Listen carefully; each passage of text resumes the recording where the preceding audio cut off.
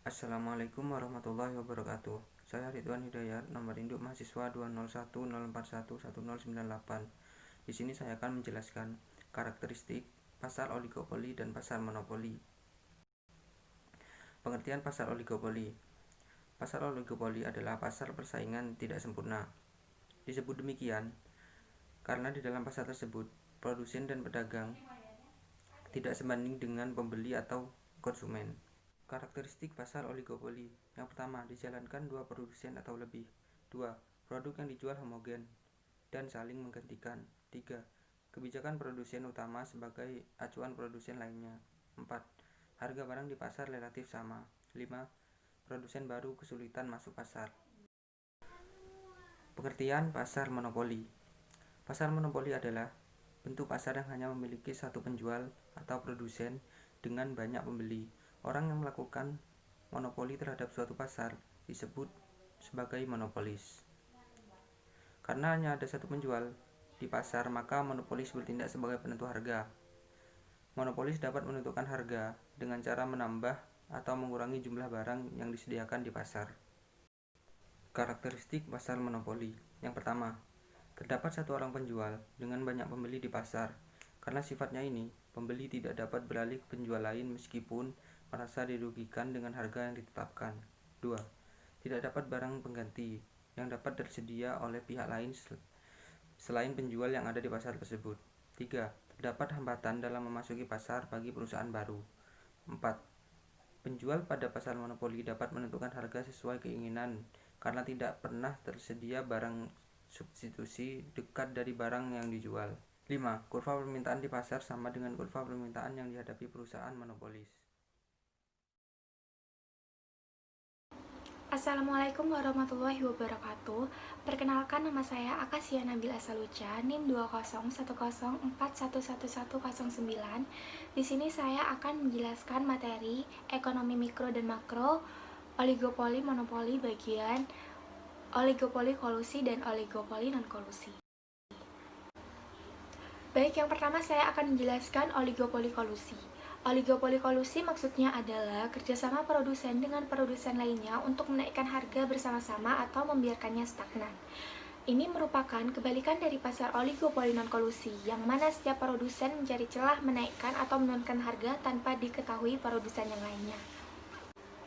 Selanjutnya saya akan menjelaskan oligopoli non-kolusi. Oligopoli non-kolusi maksudnya adalah produsen yang akan memainkan harga tetapi dengan membaca perkembangan produsen lainnya sebagai pesaing usaha. Salah satu tujuan produsen mandiri semacam ini ialah mencoba eksis dengan harga yang dimainkan sendiri setelah yakin produsen yang lain tidak akan mengikuti jejaknya. Biasanya, produsen ini sudah mempelajari penyebab keputusan dinaikkannya harga produk atau sebaliknya. Sekian dari saya, kurang lebihnya mohon maaf. Wassalamualaikum warahmatullahi wabarakatuh. Assalamualaikum warahmatullahi wabarakatuh. Nama saya Syarifah Fidelian dari NIM 20110411075. Di sini saya akan menjawab pertanyaan nomor 3, yaitu mengapa di pasar terjadi situasi monopoli. Secara garis besar, ada 3 penyebab terjadinya monopoli, yaitu yang pertama, monopoli dari pemerintah.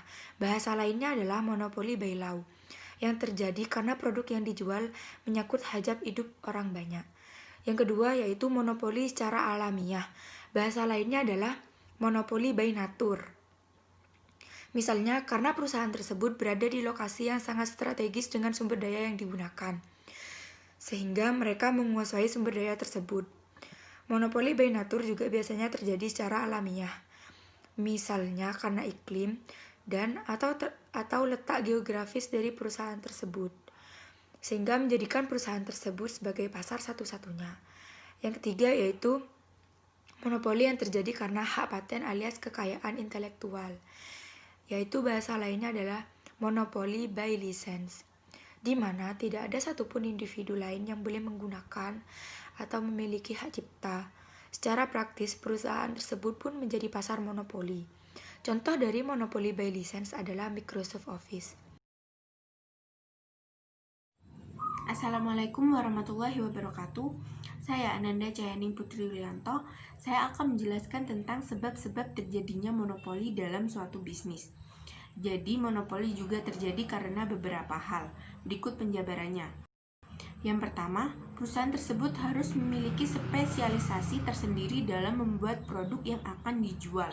Teknik tersebut tidak akan bisa dikuasai oleh perusahaan manapun. Yang kedua, modal yang sangat besar juga bisa menjadikan sebuah perusahaan memonopoli pasar.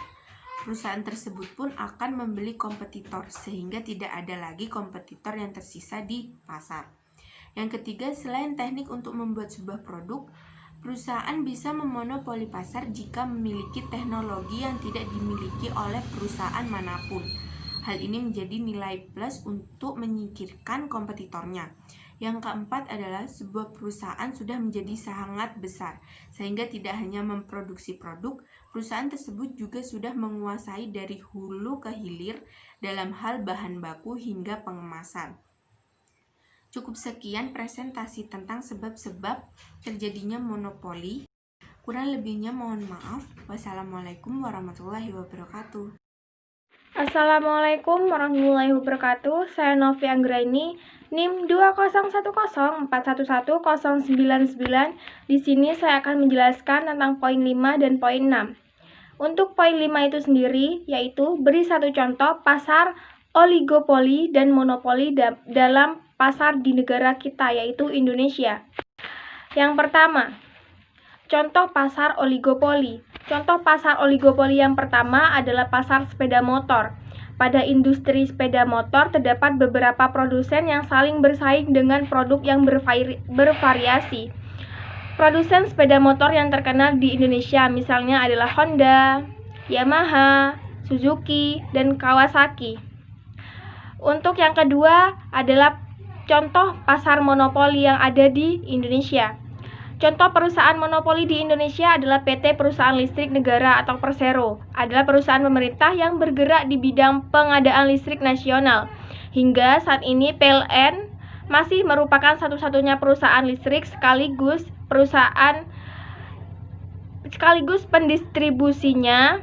Dalam hal ini PT PLN sudah seharusnya dapat memenuhi kebutuhan listrik bagi masyarakat dan mendistribusikannya secara merata. Yang keenam adalah dalam konteks aliran liberalisme, mereka setuju atau tidak munculnya pasar monopoli.